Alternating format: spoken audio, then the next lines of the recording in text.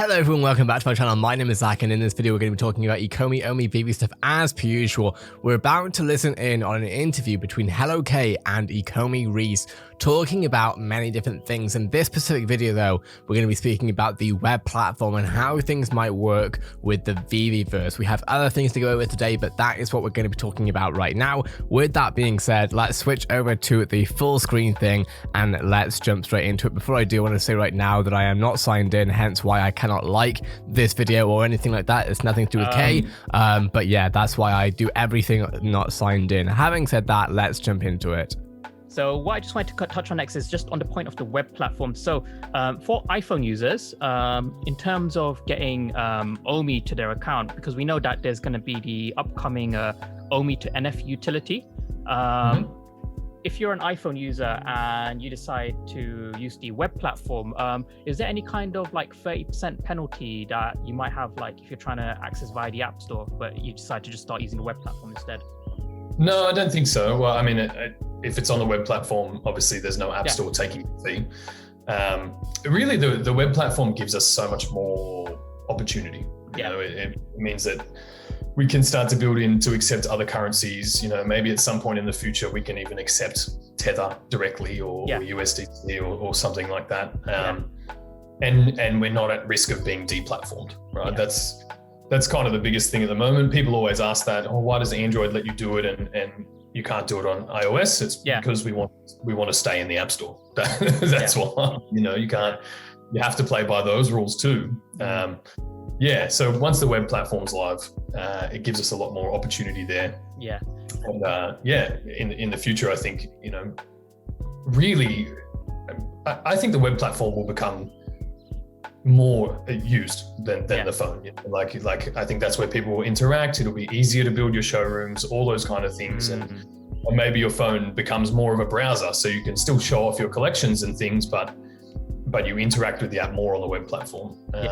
Something like that, you know, especially if we are accepting payments on the web platform, and it's, you know, we saw Fortnite go through that battle, or there's still, you know, 5-year legal battle about it.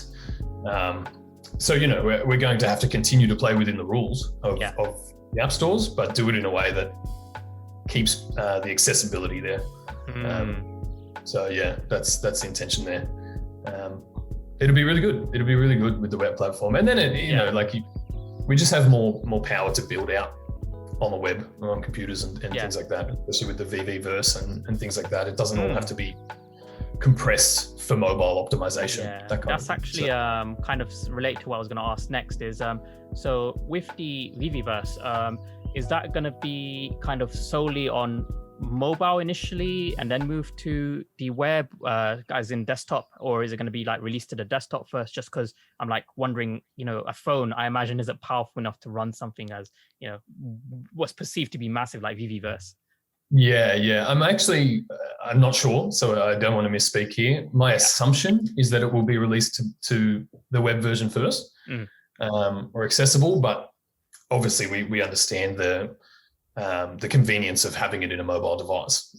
But yeah, I'm with you. My impression is that, you know, it'll be more capable and a bit easier to launch something like that on a web platform than it is. Now this makes sense to me, right? And this actually, funnily enough, as per usual, I'm seeing parallels with gaming here, right? It's not the same thing, but hear me out. Many games, multiplayer games that you'll be aware of, like Fortnite, Call of Duty, Apex Legends and stuff, right?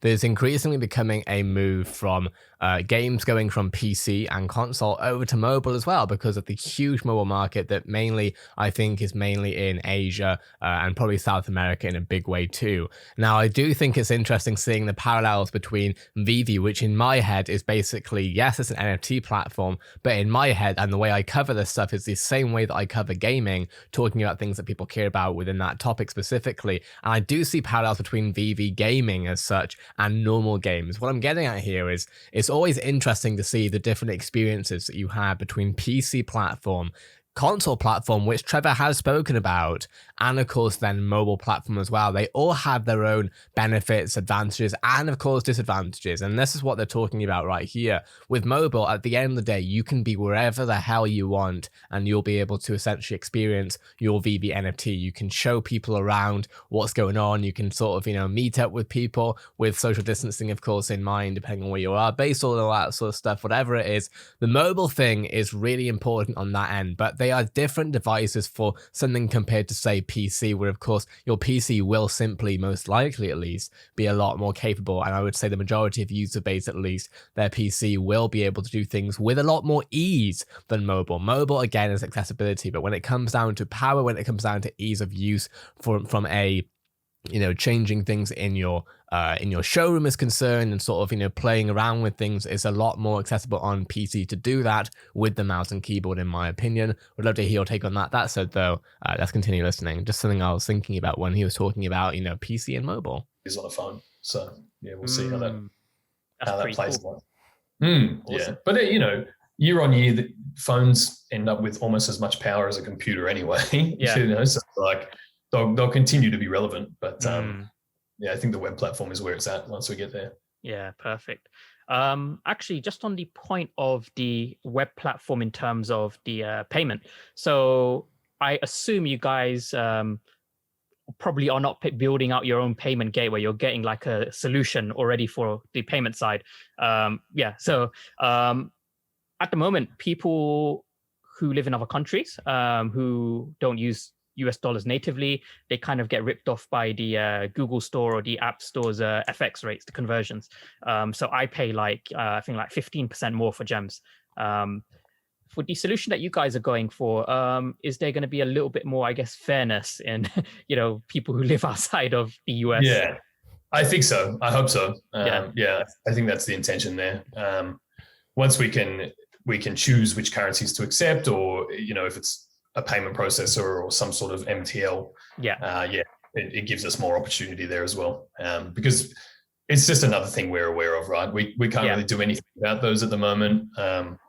I didn't realize until recently, you know, in the UK, in the EU, like there are now digital product taxes on top of things, you know, for in-game purchases and that kind of stuff. Yeah. I think people like to blame us and say that like we're the reason that they're paying more, but you know, it's one of those things that's out of our control. But yeah, once we've got a web platform and we can choose to accept payments in other currencies, there's that option.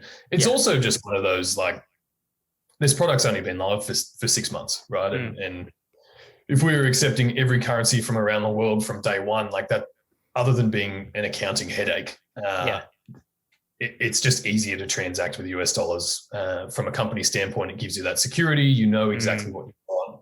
You're not trying to play the markets to then exchange between things. So it was just made as a functional choice from the start as well. Perfect. Okay, so that's definitely going to help kind of put some people's minds at ease, because you know, they were asking, hey, you know, where is VeVeVersE going to be on mobile or desktop, blah blah blah. But just on the point of the actual web platform itself, so you said that what we see on the app version currently is kind of what we'll have in the first iteration on the web platform. So does that mean people, because I know there are a lot of people out there and they've got like, you know, really old janky phones and they just, you know, cannot participate in drops at all. Is that something that they can then do on the web platform? Yeah. And that's the intention there, right? Yeah. It lets us bring in a lot more people. Yeah. People who don't have the most modern phones, that kind of thing. Now, I don't know if that means they'll be able to enjoy the augmented reality side of things. I guess you still need to tether something to your computer to be able to. Because you would need a camera on your computer as well. That's the thing. Yeah, right. So there might still be, you know, a bit of touch and go there, or we'll be able to use it in some way. But fundamentally, if we can get more people into the drops, more people enjoying that experience, it would just help grow the ecosystem. Something that they're making me think about right here when they're talking about PC and augmented reality and stuff.